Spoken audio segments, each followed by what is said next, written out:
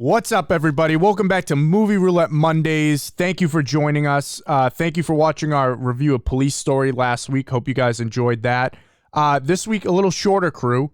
It's just Nick and I here to review American History X, an iconic Edward Norton performance here.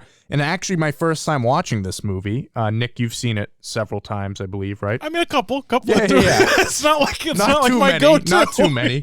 But you know, it's funny because my knowledge of this movie beforehand was that one scene, obviously the curb stomp scene. Yeah. That's all I knew about it. I knew that Edward Norton played a neo-Nazi, so I was going into this movie expecting this to be solely about Edward Norton's character and him just being a bad guy. But I was surprised, that's what you think when you go into it. Yeah, that it's actually like a really good story, and I mean it ends in on a tragic note, but I think before then it kind of has this really positive end to it. Sure. And there's a lot of layers to it. Heavy topic. It's definitely not an easy watch. There's a few scenes, especially when Edward Norton is doing that whole robbery takedown of all the people in the grocery store. Like, tough scene to watch. And it's real, you know, these people do exist, even though, you know, they're hiding, you know, you don't see them out in public a lot. But yeah, it's a heavy movie. That's the best way to put it. But I thought it was amazing. I love Edward Norton. You know this. I like him more than you do, I think, as an actor. You know? Sure. I mean, listen, Edward Norton's he's a great actor. I think so just to give a little bit of a recap. So it follows Ed Norton plays a neo-Nazi who is it flashes back and forth from he's in the beginning of the movie he has just gotten out of prison, right, for serving time doing committing the crime, the curb stomp. Well, it starts with the prelude to the curb stomp. Well, but throughout the film it kind of flashes back and forth. But the current story, the current day story, is him post-prison, and it flashes back to the stuff that sent him to prison. I think, and he is a neo-Nazi going into prison. I think coming out of prison, he's a little reformed. But you know, your family, your roots, everything like that. It's a great story of like, how do you get away when you know, if you grow up in an environment that you don't know is necessarily wrong or bad, because I'm not defending these people, but they believe what they believe. Right. So now you have a different set of beliefs, but it's not like your buddy on the playground in third grade. You can't just pick a new friend. Yeah. This is where you come from. So you do have to kind of own it a little bit. And obviously the stuff they do is like inexcusable. I'm not. There's no defense of anything that happens in this, but it is it's a little bit. You try and have some sort of a redemption story, and I thought it was an interesting take on that as an aspect of it, because Ed Norton spends the majority of the film fighting against the neo-Nazi-ism. I had no idea going into it. Yeah. Well, no, it's the only thing that makes it a good movie. Otherwise, it would just be a manifesto for white supremacy. Yeah. But like, there is that scene at the very end. Not to give it everything away, but it is what it is. We're reviewing it. So at the very end, when the kid gets shot in the bathroom, right? And I thought that was a weird choice, because it kind of I'm not saying for me. But you can see how people would go against certain things. I think it's the cycle of violence idea, is that we're pitted against each other. I didn't say bad choice; it's a weird choice. Yeah. I think it's the realistic choice, though. Sure. And just showing how that his past actions caught up to him in one more ways than one. What a sad movie. I think it's so sad, man. But see, the thing is it sucks because right before that scene happens, when when he walks into the room with his brother and they start tearing down all the Nazi memorabilia. That's a heroic scene to me. Is like they've done it. Like they're leaving this behind, they're taking it down, and then then you get there, like it catches up. Which sucks. Too little, too late kind of deal. Yeah, exactly. Yeah. But I would say I was surprised because I didn't know too much about his brother. What's the brother's name? Do you remember? Me? I don't know anyone's name. Yeah. But I wasn't expecting him to play such a big role in this, but it really is his story the young kid? too. Yeah, the young kid. The whole thing's about him. Yeah, which I thought was interesting. And I will say I got a lot of Shawshank Redemption vibes in terms of the jail stuff. When it's interesting. When it's just him. And listen, I love this movie. Like, I think it's great as it is, but I wouldn't have hated if this movie focused solely on Edward Norton and spent way more time with him in jail changing his views. You know what I'm saying? If they had like focused solely on him, I feel like that's a good movie too right there. But I think the part of it, I don't disagree. That would be a great story. I think the point of this film, though, specifically, is the whole struggle with trying to make your own decisions as a human being, doing what's right as opposed to what you know. Yeah. Also, I think it's interesting that like Ed Norton becomes that father figure that he didn't have growing up. He becomes the person of like a real moral compass to the kid. Hold on one second. Let me. Well, yeah, but what you're saying, and I think a big theme of this movie is that these people aren't born this way; they're bred this way. Absolutely. And we don't learn till later about his father's racist beliefs, but earlier on we see from the guy who's running the whole neo-Nazi gang that like Edward Norton confronts him when he's out of jail and says like, you take these disadvantaged kids who really aren't sure about anything in the world, you take advantage of them, you take them in and you lie to them and you feed them these lies. Well, and then it goes to ask the question right now, again, not in no defense of that guy either, but like, how did he get manipulated or how did he get brainwashed? It's the cycle. Yeah. Right, exactly. And I think, which is why I think the end is such a weird moment, because instead of having a movie that is about promoting equality, you can't say that it's a movie that promotes equality on either side. It really is something that's like, it just shows like what violence and stuff will do to a community. That's true. What violent ideology will do to a community because of what happens in the very end. Yeah. Do you get what I'm saying? No, I get what you're saying. Definitely. It's not like you have all these poor, defenseless people that are being attacked. Like, they attack back. Yeah. And then the question becomes, is that the right thing to do? Mm-hmm. You know what I mean? I think the issue, if I had to put myself in the shoes of the guy making this, in making that decision about the ending, is this based on a book or anything? Do we know? I have no I'm idea. not sure. Danny's the boy's name, though. Danny, little Danny. So to me, if I'm looking at that end scene, and let's say you had that scene where Danny dies, and then you have a scene where it just kind of ends with him and Derek going off and like maybe moving away, and they're reformed.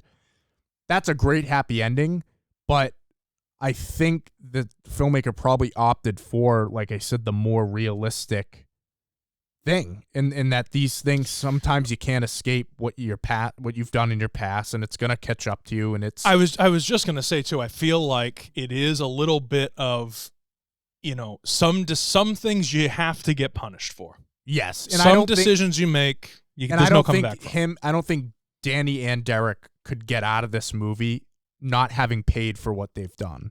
I mean, Derek did get screwed, if you will. What do you mean? Pretty hardcore. Yes, that did happen. He did go to jail, but like 3 years. No. But he got screwed. I know. Okay. Yeah. I didn't mean like he went to jail and that was the bad thing. Yeah. No, it's listen. But what did Danny pay for? Right. So it's Derek pays for his sins or his wrongdoings, if you will, and his racism and everything else. And that's great that he's reformed, but he's still there was some punishment that was involved. And a lot of punishment. And then Danny pays the ultimate price. And I think it's got to be difficult, dude. If you're a young kid, so impressionable, and growing up where everyone around you is saying things like, this one group of people is worse than the other group. Right. It's horrible. It's got to be a horrible thing. That little shot near the end when they cut to the beach and it's these like little babies, like these little kids running around the beach, which I assume is Derek maybe and his brother and Danny, like on the beach as kids. Like, when at that point in your life you have no idea about all this shit going on in the world, and how if you're brought up in the wrong environment, you're gonna start believing that shit. Yeah. Because I noticed when I went on Letterboxd to mark this down, that the poster said something interesting. Like the tagline of it Mm-hmm. was, let's see. It says, "Some legacies must end." So I think with Danny's death, it's like it cuts that legacy of that family, because you had the dad, then you had Derek, and then Danny, and then finally, I mean, I guess it could have ended too if he had survived, but Yeah. I think it's just, that's like an official abrupt end, because I think you assume that Derek is a reformed man officially.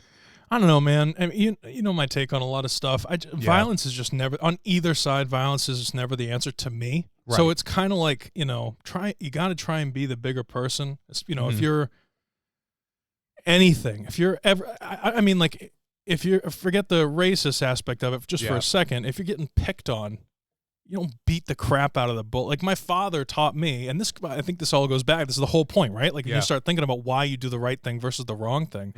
Mm-hmm.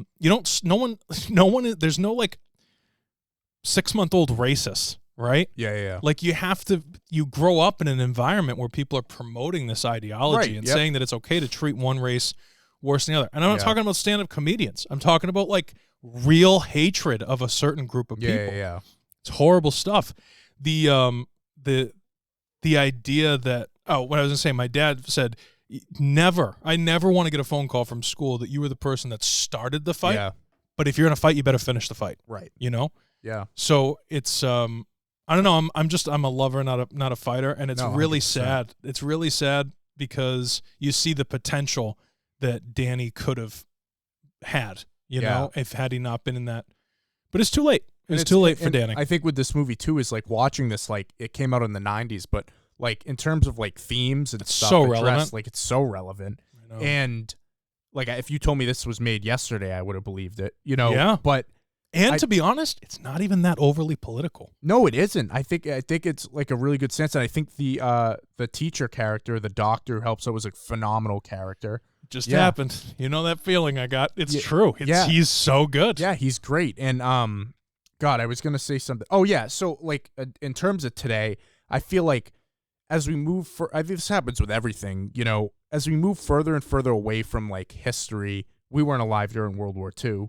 No. But, when you get people coming out and saying, like, oh, the Holocaust didn't happen, when we get so far away from history, those people start to spring up. Well, there's idiots in every generation. Right? But I feel like now, because we're so removed from World War II, even more so, we hear people being called Nazis and like all this stuff, when really like this is what a Nazi is, in the present day, what I'm saying? Like, so I think it's a good film on that perspective. Yeah. Too. I mean, not to get political, at all, because it's a show about movies, right? But this is a heavy topic. Mm-hmm. I think that's the whole point. And this is why this is such a good movie. I feel like if you took, the average people, not the Nazi, nothing great. But if you took the average people who are kind of politically biased, either on the left or the right, and you put a group of them, mix them all up, and put them in a theater and made them watch this film, they're all going to walk away with questions being like, that's fucking horrible, man. Right. Like, and if you don't, then you're probably not. Well, no, if you don't, then you are like really far right, exactly. Or whatever it is. But I think that like it takes away, when you start calling people things like Nazi, that just because they cut you in line at the grocery store. Yeah, it's a heavy term. Yeah. But it takes away the weight of it. This is real. There are people out there who do stuff like this and who are raised. There are children being raised in an environment to be made to believe this ideology. Yeah.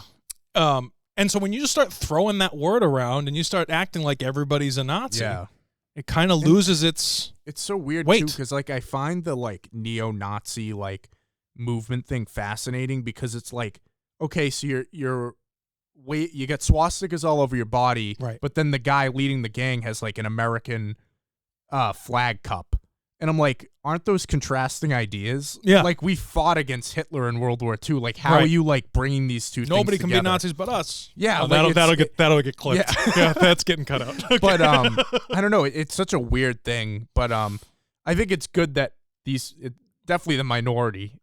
Like I said, you don't see neo-Nazis walking around all over the place. No, not here. You don't necessarily. No, I mean, I'm sure definitely there. It's all dependent on your situation. I mean, we're in the Northeast. It's a very liberal area.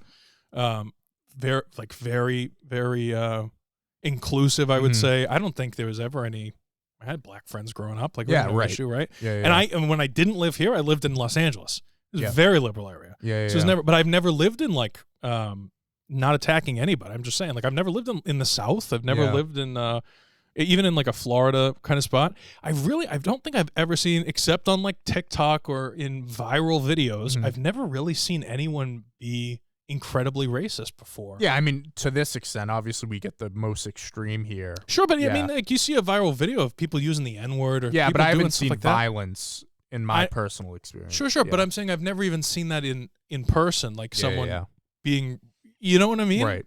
Like, and if I did, I'd be like, are you out of your mind? Right, because I think obviously we've been raised that way. Sure. You know, which is good. Sure. But yeah. Yeah, I mean, I don't know. Like I said, lover, not a fighter. I think this movie is sad for everybody involved. But in order to be a lover, you got to be a fighter. You know that interview? Keanu Reeves. Yeah. Yeah. Oh my God, you're so obsessed with the John Wick, huh? Yeah. I love it. Love John Wick. I love it. Yeah. That's great. But you know what? Overall, I think this is a great film for the. It is. This is one of those films where you leave the theater, maybe you see it again, maybe you don't.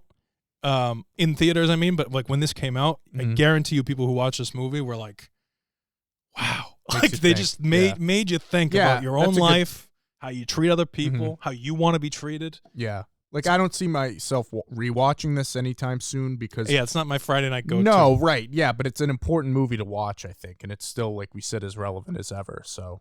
I definitely would recommend it. Yeah. How many kneecaps? How many kneecaps? I'm going high on this one. Nazi kneecaps. Nazi kneecaps. 4.5. Yeah, I thought it was going to be, I'll be 4.5. Yeah. It's going to take a lot out of me to get a 5. It does. I have very few 5s on Letterboxd, so I have very few 4.5s too, so this is up there. I love me some 90s movies. 90s are good, and films that make you think. Yeah. That aren't like cliche. Like, it's not like, you know. No, yeah, I didn't know what was going to happen at the end of this. Right? Yeah. No. It's out of left field. It is. It's a good thing. Well, let me set up this wheel. Great movie. Let's see what we're watching next week, guys. Hope you guys enjoyed American History X if it was your first time watching it. I don't know if enjoy is the right word. Can you enjoy that movie? I don't know. It's a weird feeling. But it's a good movie. It's a good movie. It's a and damn good movie. Interesting story, but it's... Yeah. You have Letterboxd? I don't. Yeah, you should. I don't. Yeah, I don't need another log thing. all the movies you watch. Buddy, I got so many things. Do I really need another thing? That's what I ask myself. I say self. Do you need another Do I need another thing? Alrighty. We ready? Good? Yeah, all right, guys. Let's spin it to win it.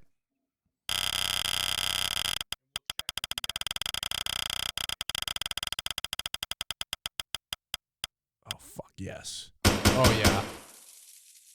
What's Nick's reaction here? It's interesting. It'll be good. Why is it interesting? I don't know. I feel like it's a very great like movie. it's everybody's seen it. You know? Right. Yeah. Well, it's good. Everyone has seen it. Casino Royale. Yeah, I love this movie. I love me some Casino Royale. Bond. I'm sure Matt's going to be excited about this too. I think it's good. Yeah, I don't know if Sam's seen it though. Sam might not have seen it. So, guys, thank you for watching. Check back in next Monday to watch our review of Casino Royale. As always, let us know what you thought of American History X. If you watched it, like, comment, subscribe. Movie Roulette drops every Monday at 12 p.m. Sideline with Matt Sampson on Wednesdays at 12 p.m. The Movie Mob podcast every Friday at 6 p.m. You can also find it on Apple Podcasts, Spotify, all those podcast places, YouTube, whatever you want to do, it's there. So, guys, thank you for watching. We'll see you next week. How you doing? Big Irish.